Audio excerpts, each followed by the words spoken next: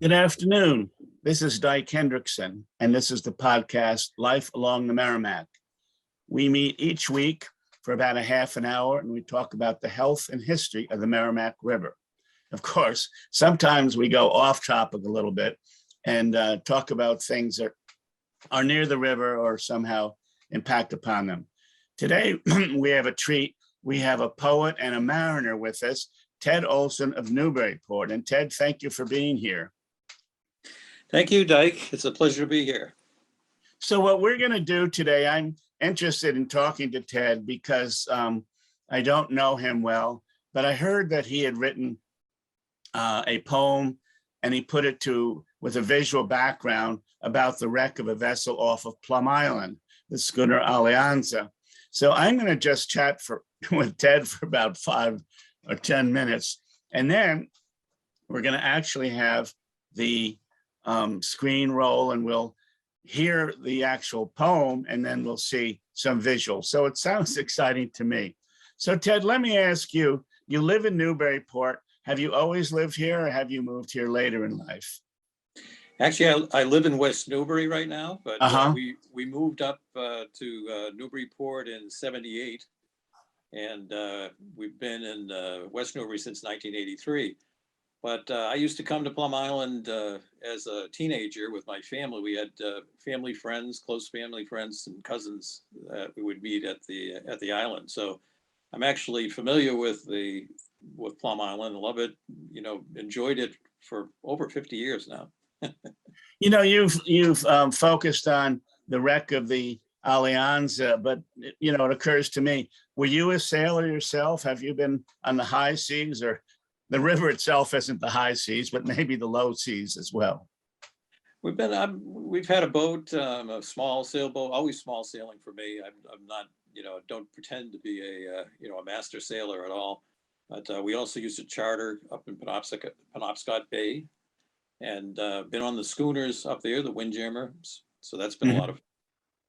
And yeah, so it's this experience there that has definitely helped with piquing my interest in this particular subject, but also in the whole age of sail. Mm-hmm. Were you in your business life? Were you a teacher or a writer, or did you come to this from another direction? No, I really came from a totally different direction. I've had a long career. I'm retired now, but in medical device and drug development on the business development side, and management positions in life sciences companies. So it's been very much a different type of career than literary or poetry. But I should say I've always enjoyed poetry. I've actually used to use it. I find it a neat way for me personally to understand and contemplate experiences, observations that I've made, ideas that come up, think about current events and things like that. Really a connection to reality by going through the art. And I continue that since I retired. Have some website, which you can reference my poems on it, and it's really been a great time since, but something different than my original career. How did you learn about the Alianza, or what pushed you towards that situation? Of course, I'm familiar with Plum Island myself. I've just finished a book called Plum Island, A Vulnerable Gem, and I saw the cover today, but we won't go into that. But Plum Island has had numerous wrecks off it. And if you've been at the Maritime Museum, you'll know that it was scores, if not hundreds of wrecks took place off of Plum Island. Why did you focus on the Alianza? And is there something about that area that makes it difficult for skippers to bring the vessel into the harbor? Yeah, it's actually interesting. I am very much connected with the Parker River National Wildlife Refuge. I've been involved with the Friends group, the nonprofit that supports them, for several years. And in that process, I think it was back in 2019, there was an anchor that showed up at low tide. It was north of the 6th lot there. And this anchor, every once in a while it will show up when the sand is washed away, but then it disappears again. So people don't see it like all the time. If you went down, in fact, I haven't seen it anytime recently. But that anchor was really interesting, and I actually wrote a poem about the anchor. And when I looked into, did some research on it, it looks like a kedge anchor. So it would have been an anchor that potentially they were using for a boat, a schooner perhaps, to keep it on the shore while they were trying to either work. Sometimes they were trying to get sand with sand droger, or it might have been a wreck, where they were trying to control the boat and get people off. We don't know what that is, but it was interesting because it also appears to be an anchor from the late 1800s.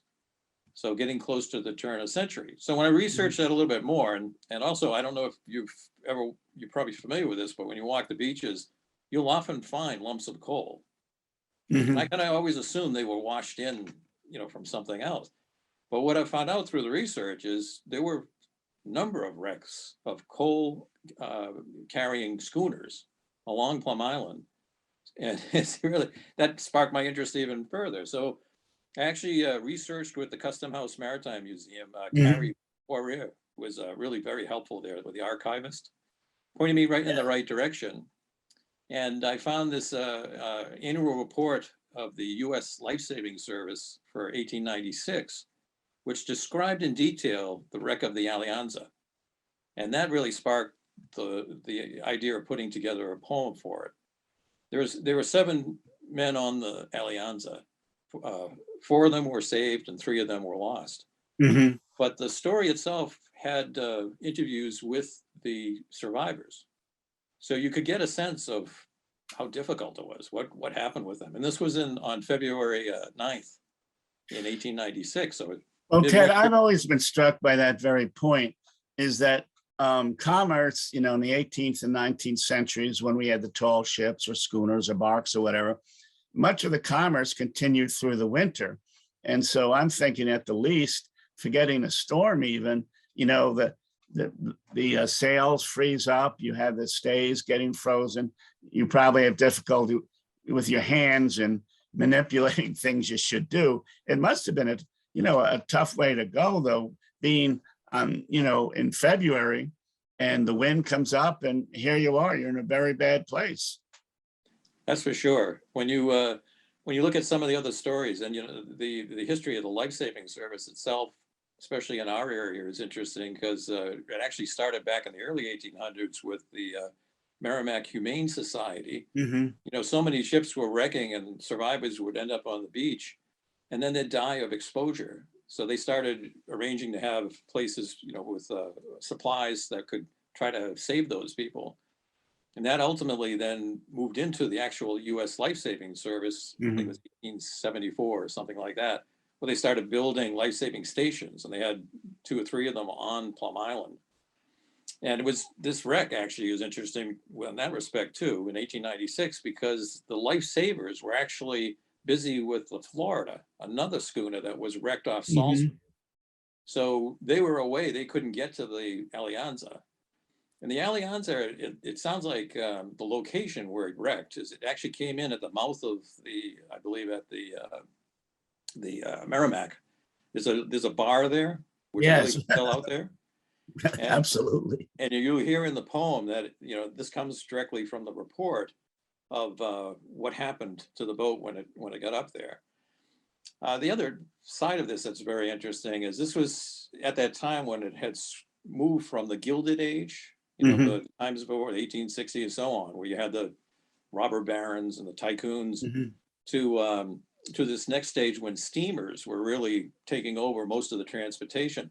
But for commodities like coal and for lumber and other things, they were still using these schooners because they were saving on costs, right? And they didn't need to have rapid transport. So that's where these schooners came in. But they were always trying to, make sure they contained costs. So as the case with the Alianza, it turns out it was an old schooner, had been wrecked once before. And it sounds like they were, according to the report, that they were really, pushing the limits on whether or not this was a seaworthy vessel. Yeah. Well, I am Guy Kendrickson. This is the podcast Life Along the Merrimack. I'm talking to Ted Olsson, who is knowledgeable about the Merrimack, about Plum Island, and he's written a poem about the wrecking of the Alianza, which is about 1896, I believe. So I'm going to ask Sarah if this is a good moment that she could turn on the poem, and we're going to listen to the poem for several The wreck of minutes. the schooner This is Ted's Alianza. poem. Full And sails again. I've a true story to tell. here we go. Many years of good life upon the sea. Knowing these East Coast waters well, they nearly stole the breath from me.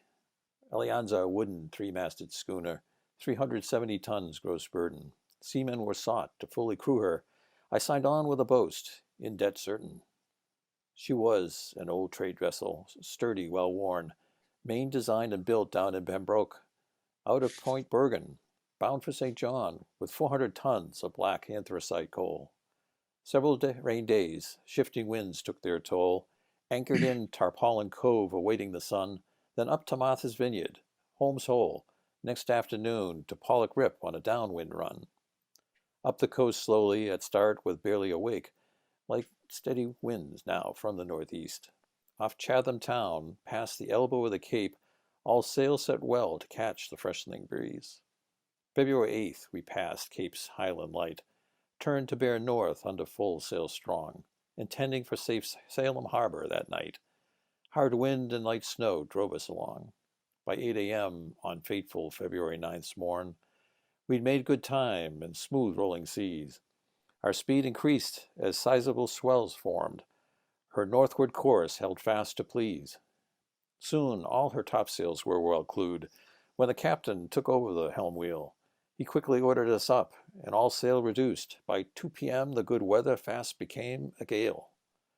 The ship labored on in heavy rising seas. On a starboard tack her rigging cried. Rumbling from below heightened our unease. Coal shifted noisily over to the leeward side. We felt the full weight of a sudden swell pushed us hard over on her port side.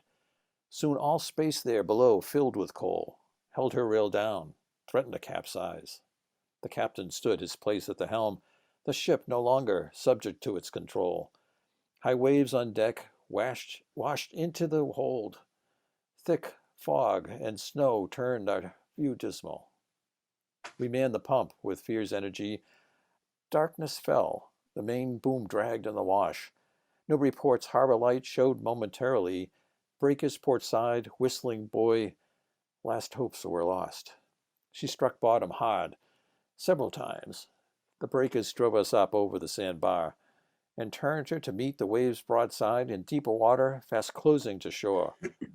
2 men struggled for the stern to reach the aft boat still on its davits to save. Doomed ship lurched, turned hard bow to beach, its stern awash, blocking that path to escape. Crewmen clambered to the starboard side rigging as large breakers drove her onto the shallows. Surf turned her broadside with offshore listing. The sea pummeled all as the ship wallowed. The mizzenmast fell first, then main and fore. The hull split open as we sought a handhold. Broken spars and debris the furious surf tore. The white sands of shore we could now behold. A great wave took me, the captain and steward. I dodged and struggled to swim to shore. Cast upon the sand by wind and breakers hard, my shipmates submerged were seen no more. On the wreck I spied 2 desperate crewmates, wrapped arms and legs on stanchions and rails, which buoyed both upon the chaotic surface. Huge waves smashed down, yet strength prevailed. One was lifted up and out, hard overthrown, landed drenched near me on the frozen sand. With barely a bruise and no broken bones, we gathered, urged each other to withstand. On the forward house roof, the mate kept hold. Last man alive on the wreck, we heard his yell, and watched waves pounded free into waters cold. He rode that roof to the beach on another tall swell. 4 survivors, shivering, battered, frozen, found an empty cottage way up a dune. Out of the wind recovered, limbs loosened, walked towards a faint light in the stormy gloom. We found the shuttered Plum Island Hotel and slammed down loud its door knocker. The caretaker wondered who would so travel, found exhausted men and gave them succor. Captain Olsson of St. John's, Alianza was his. Good steward McCarran, Nova Scotia born. Fellow Mainer, seaman Reed's home was callous. All lost that night in the relentless storm. Luck and endurance saved 4 men, mate Nelson of Brooklyn, New York, Seaman Keefe and Codroy of Newfoundland, Patrick Campbell of Old Town escaped the Devil's Fork. I'm thankful for our redeemed lives. Return to the sea, no life for me ashore. No matter how desperate the money tries, I'll not test my luck again on an old schooner. Well, that was terrific, Ted. Thank I'm you. clapping madly right in my own place. But, that was terrific. And Sarah, thank you for helping us to get that, technology wise, to get it on here on the television and also radio. By the way, we're 96.3 FM Joppa Radio and Channel 9 local television. And this is archived on YouTube. It'll be there in several days. And I'm talking with Ted Olsson. So if you look up YouTube and Ted Olsson, you'll probably get it. But Ted, one thing I wanted to ask you, because there have been many wrecks there, and as explained some of their problems. But this is my thing that I haven't quite figured out. We have a brisk current of the Merrimack River that goes east. We have a strong tide that comes from the west. Now, it could be low tide, it could be ebbing, it could be whatever, but frequently there's a high tide coming in. Did that make it difficult for some vessels to actually get into the harbor? Oh yeah, I think there were actually sinkings in the harbor. I read a story about a diver back in like 1870. They had some sort of a helmet dive trying to dynamite a wreck that was blocking the, I think across the bar or something like that. But yeah, I think they knew how to handle the river. They would time the tides. They would be able to sail in and Yeah. of course, because it was such a great clipper ship city, right? But a port. But like in the case of the Alianza, they got into trouble when storms hit. And we had quite a vicious surf there earlier in February this year, where if you saw the waves hitting the breakwaters and so on, you'd see, imagining a ship being blown and not having any way to change their direction, right? They go right in. And so it was very, very perilous for all of the sailing One vessels. element that I've heard, although I haven't had it confirmed, and this is during, say, the War of 1812 especially, that they would have crews out at Plum Island or Salisbury Beach. And if a vessel came in and was having trouble, they can throw their lines off and they'd have 10 or 20 men pull it upriver. Again, depending on the tide, depending on a lot of things. But I had heard there were crews that actually helped to bring vessels upriver. Have you ever heard that? I haven't, but I'm not surprised. I mean, they must have been using all sorts of ways to get access up into the harbor itself. There's the life-saving station. There was a life-saving station there, close to, I believe it was close to the northern side of Long Island, and I think it was Elliot. Captain Samuels maybe was the name of the fellow that led this 1800s, and famous. And there was one report I read where he was watching in a storm, fishermen, a schooner with fishermen and their dories out at the mouth in February, and the storm was really damaged. It was tough on all of those, and he was trying to get all of the dories in. And in that, I think this was actually a newspaper story. It said something to the effect that he thought that those ship captains should be serving time in prison because they had put their fishermen out to try to get some fish when the storm was hitting. But it was it was a different life for sure. One of the reasons I really got into the poem, writing this poem specifically, was I thought it worthwhile to identify the sailors involved, since it was such a personal. Yes. The aspects are in the poem. I used, I'm portraying. It's a work of poetry. So it's not, exactly what was being said. It was close, and I could assume some things in it, but it just must have been horrible. I mean, not only are you trying to save the ship at some point when they came up to the Newburyport area and they were coming close to the bar where they had the boy out there, the whistling boy, they knew when they were drifting, they got to that point, they were, And it's lost. hard to tack out again. I mean, there's a half moon, between Cape Ann and up in Portsmouth. And, if you're deep into the half moon, it's hard to tack out depending upon the weather. Yeah. But one of the things that you mentioned is interesting because the birthplace of the Coast Guard is Newburyport, 1790. But we were also, the North Shore in Newburyport was very early in the life-saving service, as you mentioned. And there were little cottages there. They kept wood and food, depending on whether they had a bridge at the given time, which century we're talking about, that would make it. So eventually, the Coast Guard merged with the life-saving service in about 1915. Actually, it's called the Revenue Cutter Service. But the Revenue Cutter Service merged with life-saving in 1915. And then in 1939, the Lighthouse Service was added. So the word Coast Guard, even though this is the birthplace, did not exist till 1915. But it is interesting that you bring out there were many early life-saving efforts on Plum Island and other places. And a lot of people needed help, it sounds, Ted. Yes. Yes. I mean, the Humane Society, there were clearly people that would, I'm sure, see the destruction and, find the bodies on Plum Island, and it must have been horrible. I mean, there is there's another side of that. When these wrecks happened, it became big news. Because even in the case of the Alianza and the Florida, and I believe the Florida also had coal. There are newspaper stories. I think one is late February and one in October 1996 in the Daily News, telling people that they were finding coal on the beaches, and people were going to the beaches to collect coal, right, and bring it home for their stoves.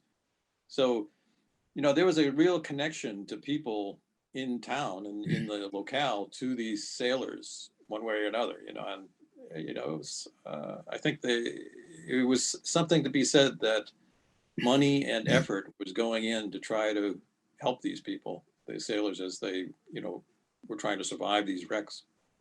Well, there was a woman who wrote a book way back in 1854, E. Vale Smith, The History of Newburyport, again, 1854. And she wrote up several of the wrecks at that time. And she said, one of the frustrations was that people would go down, they would see these individuals still on the vessel, but they didn't have a way to get to them. For instance, if it was a big storm, as you alluded to, they couldn't just put a boat in and go get the people. I mean, and it was early in the science of life-saving. So there were many frustrations of people. They could be watching them, and yet they could not save them. And this was a very difficult thing. Yeah, but they're also very good about burying them. Even Mrs. Smith wrote about, after one vessel had, say 1850, I'm thinking, had lost 12 people, and they, picked most of them up a day or two later. They eventually took them into the South Church. They gave them a funeral. And to what you were saying, they felt very close to these people, even though they didn't know them. It was part of the terrain, part of the Lord's domain and whatever, but they took these seriously. And I think another thing that happened in a good way in Newburyport about a decade ago is 7 fishermen have been lost off Newburyport fishing boats since 2000. And Mayor Donna Holiday and others refurbished the harbor master's shack down at the waterfront, but they also greatly improved this memorial to these sailors, Ted. And it gives them, I wouldn't say a resting spot per se, but it just is more dignified. And I think they did a nice job. And as you indicate, many sailors and fishermen from this area in the North Shore did perish years ago. Yeah, It's So do you fascinating. have any other poems coming up that you're thinking of writing? I know you're looking into one on weeding, which I will wait till late July to read that one when I'm annoyed at weeding. But do you looking for another are you looking for another Mariners topic? I'm actually working on a book that this poem was going to be part of, is going to be Uh-huh. part of. I've already got some others that are in the works now. I'm kind of fascinated at this time point when you go from the age of sail to the age of steam, and then industrial diesel and so on. And when you start looking at all of the things that were going on in the area here with the lighthouses, the life-saving services, Mhm. it's really something that's easily lost, I think. The Custom House Maritime Museum is just a fantastic place to go and see some of this. They have some great old photos. There's one of it looks like a bark up on the beach where they were Mhm. trying to, get things off it. I think it's really fascinating. Well, Ted, they also have a chart there that shows different wrecks off of Plum Island from, I think, 1772 to 1936. And there are a lot of them, I'm telling you. So as you indicate, lest this pass away, I mean, a large tradition of Newburyport maritime and fishing is the sad tale that, many lives were lost, many ships were lost. It was a very perilous situation. So I'm talking with Ted Olsson. This is Life Along the Merrimack, 96.3 FM radio, Channel 9 local cable. And this is going to be on YouTube as well. So let me just ask you this final moment, Ted. What was your most moving moment as you read the old, the old diaries and recollections of the wreck of the Alianza? Was it the sorrow? Was it the fear? What do you remember from it? Well, this poem is meant to be, the narrator is actually Patrick Campbell, the last fellow noted on it. And he's one of the key survivors that gave his accounting. It struck me that they were workmen, doing their job, just and trying to deal with an old vessel. OSHA wasn't in charge of any regulations for these That's boats. the Occupational Safety and Health Act, by the way. Thank you. Sorry to interrupt, Ted. Please continue.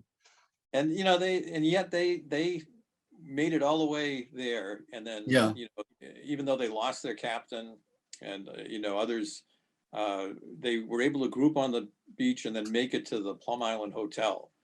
And the fact that they knock on the door of the Plum Island Hotel, and here's these four guys. You can imagine what they look like, right? They must. Yeah, and that was before credit cards too, Ted. I know. I'm just joking. No, But- it's very true. Yeah, that's So good. That struck me. That was really something that they could make it all the way through that, and then you don't know what history happened afterwards, but I imagine these workmen went right back to their work again.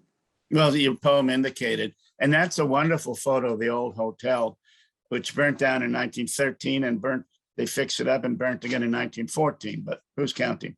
Well, Ted, thank you very much. Again, this is Life Along the Merrimack, the weekly podcast. Ted Olsson had a wonderful poem with great graphics. Sarah, thank you very much. And we'll be with you next week. Ted, thank you very much again for being on Life Along the Merrimack.